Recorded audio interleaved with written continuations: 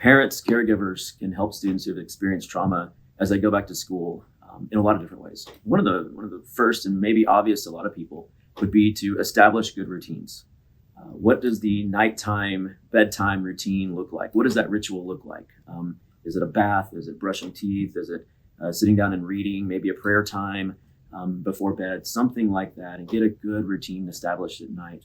Also in the morning, what does that routine look like? Are clothes set out already? Is there a routine for what that looks like? Up to breakfast, definitely have breakfast before they go to school. Get your student to eat something before you send them to a day of school, and hydrate. Water, liquids are very, very important in the learning process. And so make sure they're very well hydrated. So have a good routine.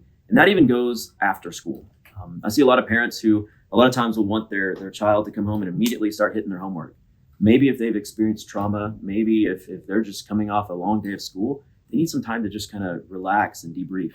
Give them a little bit of time off. Give them a break. They've been going for 7 or 8 hours and having to be on. Give them time to just breathe for a few minutes. It might mean going out in the backyard and playing. It might mean a short little time on the video games, and give them that quick little break, and then come back and get that homework started and go through that routine up into your night routine.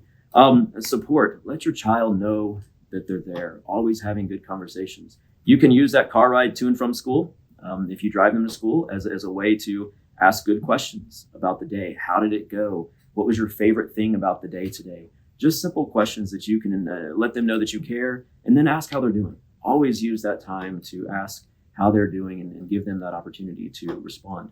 You can also provide them with a journal and encourage them to write. Writing, journaling is one of the best things we can do to process emotions, especially for kids. And so let them write, let them draw, and express their feelings, good or bad, down on paper. Also, one of the things I see parents hesitant sometimes to do, but I think is very valuable, is to contact the school and let them know that your child is experiencing some sort of trauma or has experienced trauma. Let the school counselor know. Give the teacher a heads up so that they know. Something may be off in the classroom. It might be behavior. It might be grades. It may be something, but make sure you inform them so they're not just trying to figure out what's going on with this child also. Keep them in the loop and let them know those things. Most of us parents, most of us caregivers have really high expectations for our children. So you may have to keep expectations, but recognize you may have to be a little bit flexible through periods of trauma or hard times like that they're experiencing, that their grades may suffer a little bit. They may be a little less focused. Their behavior may change, good and bad. So be flexible and be empathetic, and ask yourself, what might they be going through, and allow them some grace in that situation. And finally, one of the things that I'd also recommend is seeking professional help.